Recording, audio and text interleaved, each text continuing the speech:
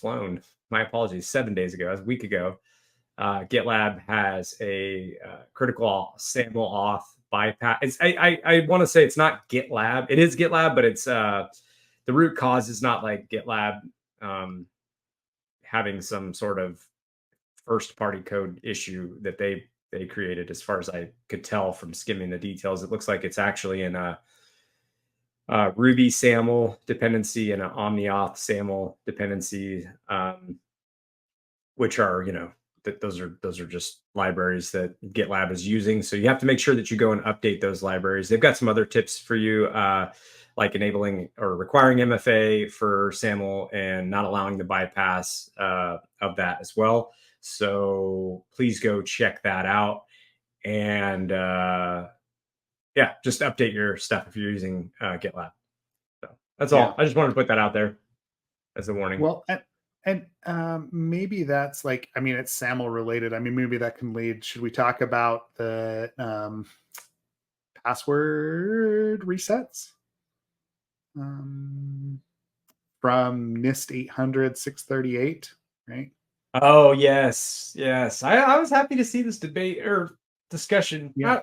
Actually, I haven't seen a lot of people debate it. I've seen a lot of discussion in favor of it, and with different reasons, and also not even debates so much as additions to. So in those discussions, like, yeah, that's great, but also these things should be done as well. So not a lot of like pushback on the fact that 30-day, 90-day resets are hot. I honestly hate that. I think it's such a detrimental thing to recommend a 30-day or a 90-day reset. You're just going to get people taking the same password and adding like another exclamation point or an @ sign or a number or like one or something like, or 1, 2, 3. You know what I mean? It's that, Yeah. And then, or you're going to get people just writing it down, of course, to keep track of the new password. You're going to get passwords that are, there's so many reasons why that is a silly requirement. Also, I don't know what value it really provides. I'm sure there's a bunch of other detrimental things that much smarter and in the weeds on password stuff people like.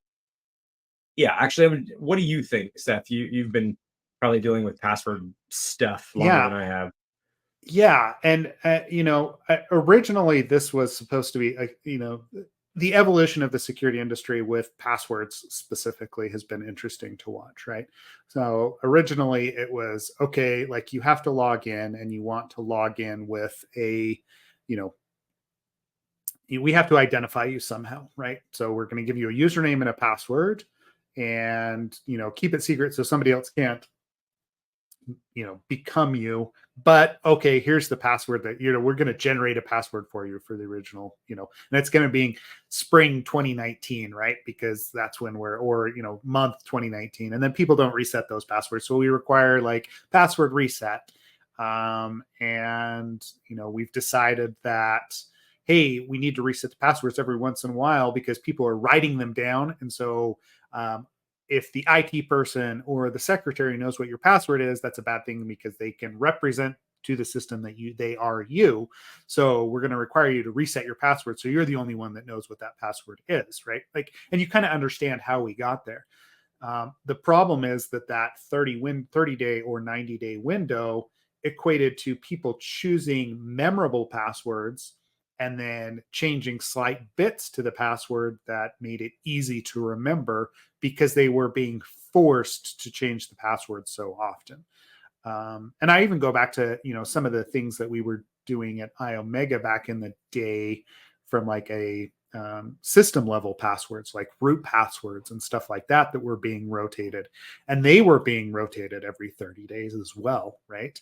Which became an issue that, okay, we had 30 days of this password, whatever it was, but they had to meet password requirements. And the requirements were, hey, it has to be at least at the time. I mean, we're talking early 2000s, right?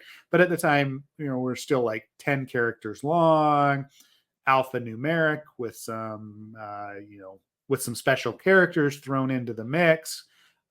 And once you start doing that, there was no such thing as password managers. So what were all the administrators doing with these passwords? yeah, they're putting them on their systems in a text file that is usually like passwords.txt or something along those lines, right? And then, they're rotating through those and maintaining a history of what the passwords were locally in plain text, on their Linux systems or whatever else it is that were outside the management of the Microsoft fleet management software that was being deployed, right? Like, so we introduced all of this insecurity.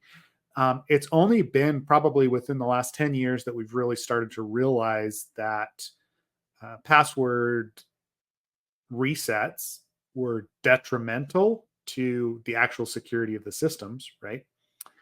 And like this, so these NIST recommendations nowadays, hey, we don't need to reset passwords every 30 to 90 days. Instead, let's introduce, hey, yes, let's have password requirements, so it's not password 123 anymore, right?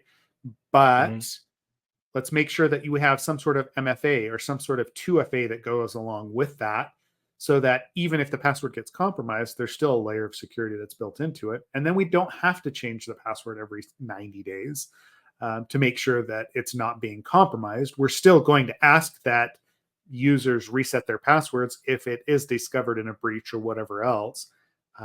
But there is an added layer of security that's there. So there's no reason for us to do that change so frequently. Sorry, I'm just going off on, all of this, but Oh, I like it. I like it. That's what I asked you to do. So yeah, no, that's great.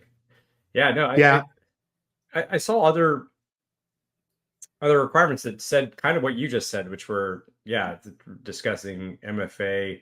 There were some other, it's actually on that thread. If you scroll down, there was one that was really, actually, if you scroll up maybe to the addition to that, what they wrote above it. No, can you actually click on that tweet? Merrill this one. Fernando, Yep. yeah.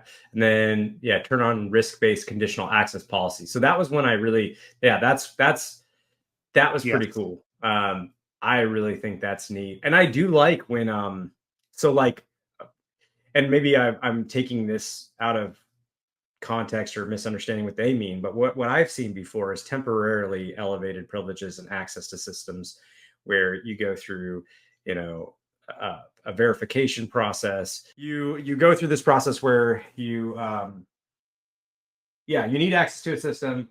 Maybe it's via Slack. Sometimes I've seen this via Slack where they say like temporary elevate my whatever, and then there is a reason that's given, and then somebody else has to say, okay, cool, or it's automated, and then at that point you have to do some level of MFA, um, out of band verification. You do that verification, you're granted, say 15 minutes or whatever of access to that system. Sometimes it works differently. Maybe you submit. We had kind of a system like this at GitHub, where we could use I don't think it exists anymore, but at one point early on when I was there, we were using some sort of I can't remember the fuzz. It's a little fuzzy, but it's like GitHub issues to do a similar thing. So I like the idea of that temporary access with out of band verification and also it meets your requirement, if you're doing it right, of auditing exactly who accessed what and when and where and why.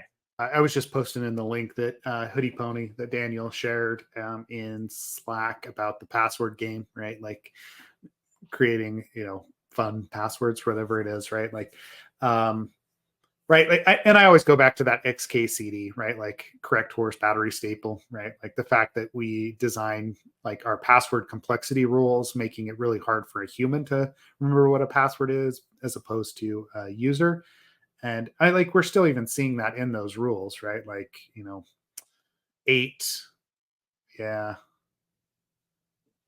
should require passwords being a minimum of 15 characters, right? Like we're getting to the point that, we are asking for pass phrases as opposed to pass words, which is, there's all of the research that's been done on passwords over the years, as far as like longer passwords introduce uh, more complexity and make it harder for password crackers to actually crack a password and introduce more security, right? Like there's all of these things that kind of go into it.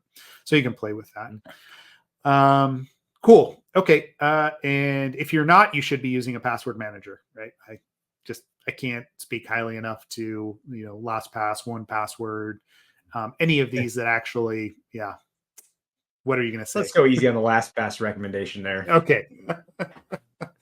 All right. So what is it? BitLocker? Sorry, LastPass, but you've broken my LastPass. trust too many times. Yeah. And I love everybody who works there, I'm sure, but sorry. That's my own. Sorry. Yeah. Whatever. Yeah. Use a password manager. That's all. Yep. But do use a password manager. Yeah. Just choose the right one. Maybe look at their history of performance.